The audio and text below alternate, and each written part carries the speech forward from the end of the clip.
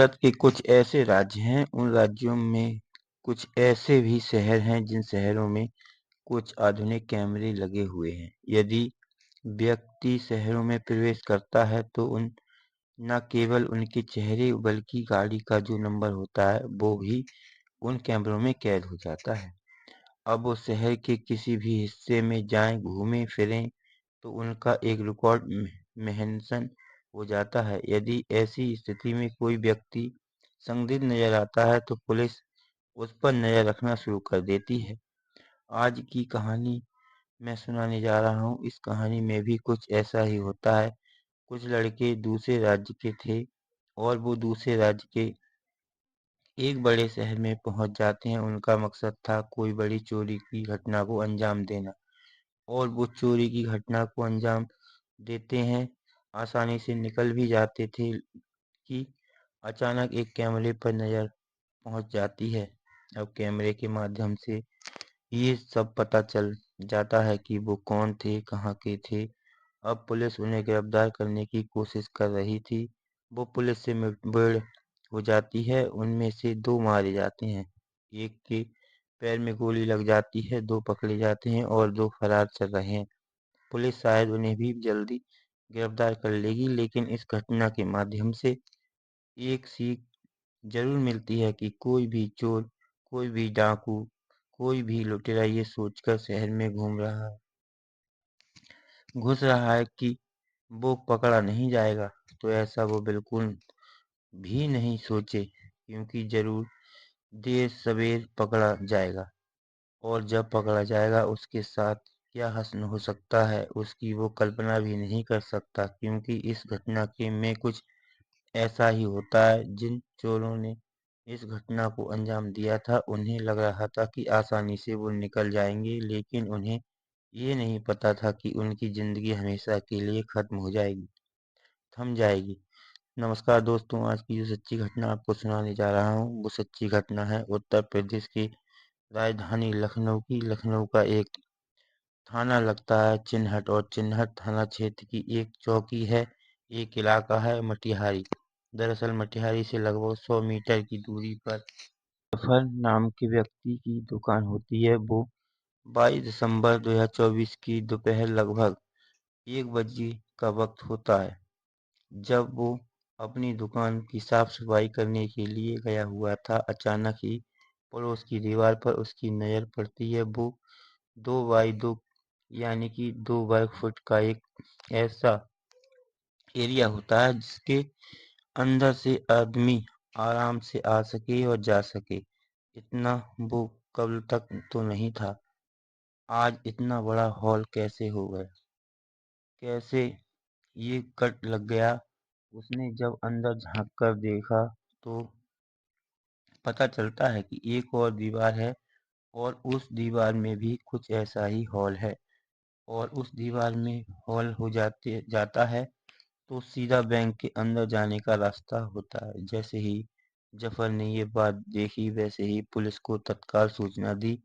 Police को ये सूचना मिलती है 22 दिसंबर 2024 की दोपहर लगभग 1 बजे के आसपास। पुलिस तुरंत मौके पर पहुंचती है और मौके पर आने के बाद देखती है, दरअसल ये रविवार का दिन होता है। जब पुलिस मौके पर पहुंचती है तो सबसे पहले बैंक के मैनेजर को सूचना दी जाती है। बैंक मैनेजर संदीप सिंह मौके पर पहुंचते हैं, और ये बैंक होता है इंडियन ओवरसीज बैंक होता है। और इस बैंक के बारे में पता चलता है इसमें कोई गार्ड भी नहीं था, नहीं कोई अलार्म काम करता है, और यहाँ से एक बड़ी वारदात को अंजाम दिया जाता है। बैंक संडे के दिन खुलवाया जाता है। देखा जाता है तो पता चलता है, बैंक मैनेजर थोड़ी तसल्ली करता है, कहता है कि साहब 12 लाख रुपए तो रखे हैं, लेकिन 12 लाख नहीं बल्कि बहुत बड़ी चोरी हो गई थी। इतनी बड़ी चोरी उस बैंक के मैनेजर और पुलिस वालों ने अंदाजा भी नहीं लगाया था। जैसे ही लॉकर रूम की तरफ जाते हैं तो गिनती की जाती है, लगभग टोटल मिलकर 90 लॉकर होते हैं, और 90 लॉकरों में से देखा जाता है तो 42 लॉकरों के ताले टूटे हुए थे। उनके अंदर सोना हो या चांदी हो, नकदी हो या सब खाली थे। इस बात की सूचना पूरे शहर में आग की तरह फैल जाती है। जब ये खबर फैलती है तो जिन जिन लोगों के यहाँ पर लॉकर होते हैं उन लोगों के हड़कंप मच जाता है और वो लोग मौके पर पहुंच जाते हैं। जिन लोगों के लिए लॉकर सुरक्षित थे, ठीक थे, शांत थे, जिन लोगों के लॉकर टूटे हुए थे उनकी नींदें उड़ जाती हैं। किसी का अपनी बेटी की शादी की चिंता सताती है, किसी को अपने बच्चों की पढ़ाई के लिए, किसी ने अपने घर बनवाने के लिए पैसे इकट्ठे किए थे और किसी ने और किसी काम के लिए। हजारों सपने थे और वो सपने एकदम टूट जाते हैं कि लॉकर के ताले टूटे थे। अब इसके बाद रोना पीटना शुरू हो जाता है। पुलिस मौके पर पहुंचती है। पुलिस ने यहाँ पर आने के बाद जब सीसीटीवी कैमरे खंगाले तो पता चलता है कि 21-22 दिसंबर की रात लगभग 12:35 के आसपास चोर अंदर प्रवेश करते हैं, जिनमें 4 चोर अंदर जाते हैं। 2-3 या इनसे ज्यादा चोर होते हैं। वो इन पर नजर रखे हुए थे कि कोई बाहरी व्यक्ति इनको देख तो नहीं रहा है। लेकिन सुबह के जैसे ही लगभग 4:35 का वक्त होता है, चोर जिस रास्ते से अंदर गए थे उसी से बाहर आते हैं और ये घटना को अंजाम देने के बाद आराम से निकल जाते हैं। अब पुलिस के लिए ये एक बहुत बड़ी चिंता का विषय बन गया था कि ये जो 42 लॉकर टूटे हैं इनमें कितना सोना, कितना चांदी, कितना पैसा, कितनी चीजें रखी हुई थी, ये कैसे तय हो सकेगा। साथ ही आखिरकार किसने इस घटना को अंजाम दिया होगा, पुलिस कैसे उन तक पहुंचेगी, ये पुलिस के लिए बड़ी चुनौती का विषय बन गया था। अब पुलिस करे तो क्या करे। अब पुलिस के लिए वाकई बड़ी चिंता का विषय बन गया था। लेकिन पुलिस ने 6 टीमों का गठन किया और 6 टीमों का गठन करने के बाद सैकड़ों पुलिस वाले तैयार किए। उनका मकसद था कि जितनी जल्दी हो सके उतनी जल्दी इस घटनाक्रम का खुलासा किया जाए। पुलिस वालों ने शहर में लगे लगभग 500 से ज्यादा सीसीटीवी कैमरों को खंगालना शुरू कर दिया। साथ ही बैंक के अंदर जो कैमरा था वो सुरक्षित था। उसके बाद उसके डीवीआर के माध्यम से देखने की कोशिश की तो एक चोर ने हेलमेट पहना हुआ था। इसी बीच में वो बातचीत करता है। लगभग 3 बार उसने बातचीत करने की कोशिश की थी, लेकिन उसका नंबर कहीं दूसरी जगह लग जाता है। अब ऐसी स्थिति में पुलिस के लिए दो चीजें थी। एक तो वो फोन जो बैंक के अंदर चला था, उस टावर में जितने भी फोन थे वो सभी फोन इस समय एक्टिव थे। रात के 12:35 में सुबह लगभग 4:35 के आसपास जितने भी मोबाइल चल रहे थे उनको सर्विलांस पर लिया जाता है और हजारों लाखों नंबरों में से ये छांटा जाता है वो नंबर जो ओवरसीज बैंक से चल रहा था, काम कर रहा था। उनमें से एक नंबर संदिग्ध होता है और वो नंबर होता है अरविंद कुमार का, जो बिहार का रहने वाला होता है। अब पुलिस ने जब कैमरे खंगाले तो पुलिस को 4 लड़के जो हुडी पहने हुए थे वो संदिग्ध दिखते हैं। जैसे कद कद काठी लड़कों का भी होता है। अब पुलिस ने उन सभी की तलाश करना शुरू कर दिया।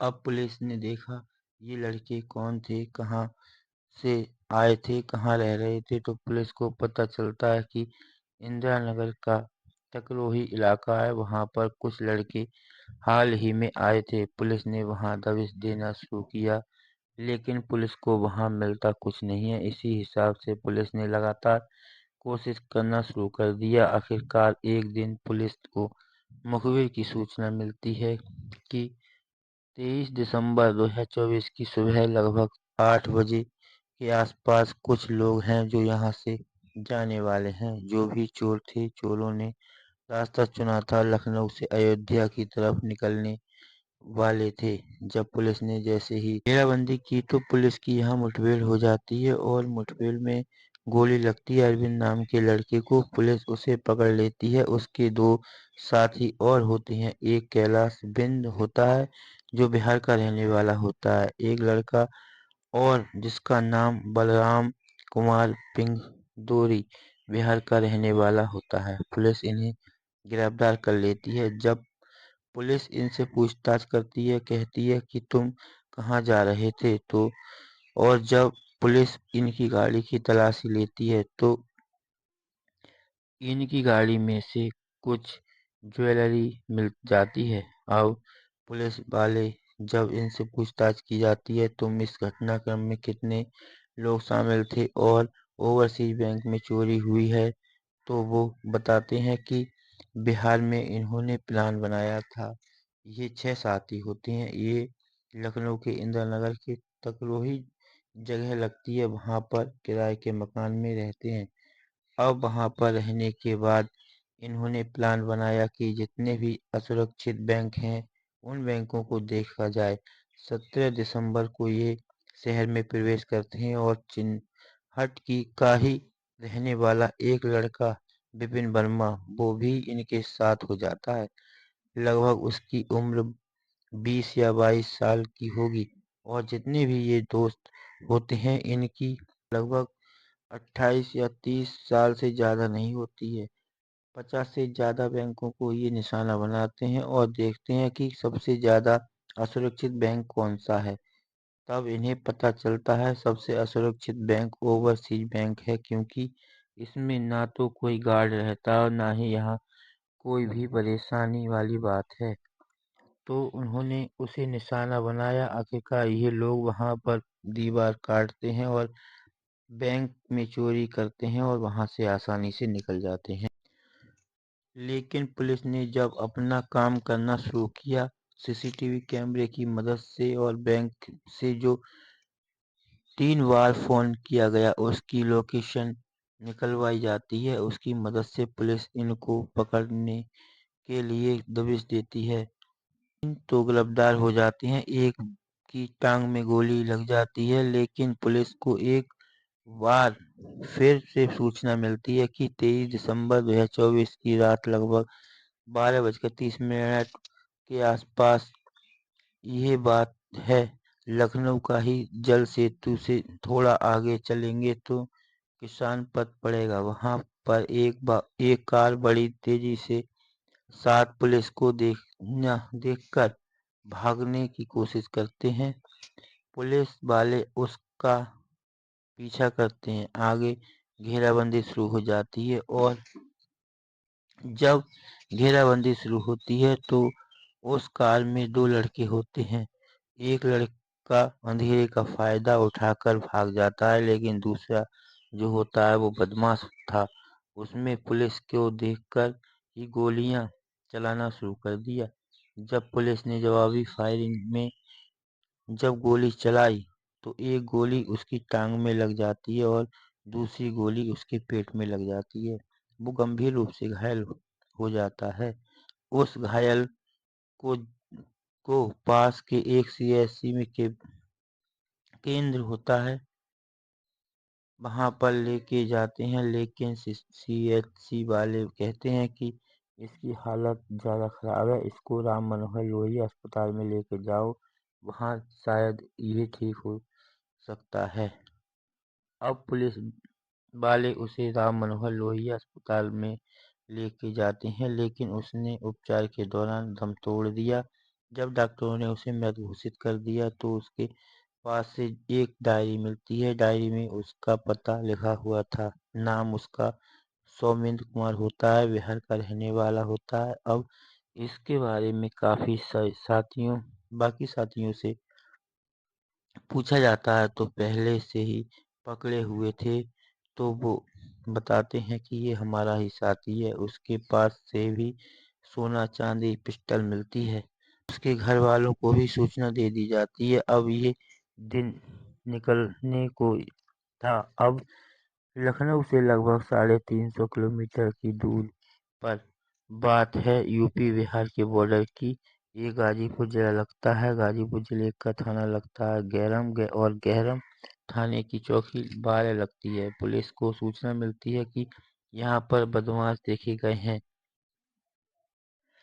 जब पुलिस घेराबंदी करती है तो यहाँ पर भी बदमाश पुलिस को देखकर गोली चला देते हैं। जब पुलिस जवाबी कार्रवाई करती है तो जवाबी कार्रवाई में एक बदमाश मारा जाता है और जो बदमाश मारा जाता है उसके बारे में पता किया जाता है तो उसका नाम सनी दयाल होता है, जो बिहार के जिला मंगोर के अमलिया गांव का रहने वाला होता है। लेकिन पुलिस की रडार पर दो और हैं। एक लड़का जो लखनऊ का रहने वाला होता है जिसका नाम विपिन वर्मा होता है, जिससे ये इन लोगों को बुलाया है, मुखबिरी करता है और इन लोगों के साथ चोरी की घटना को अंजाम देता है।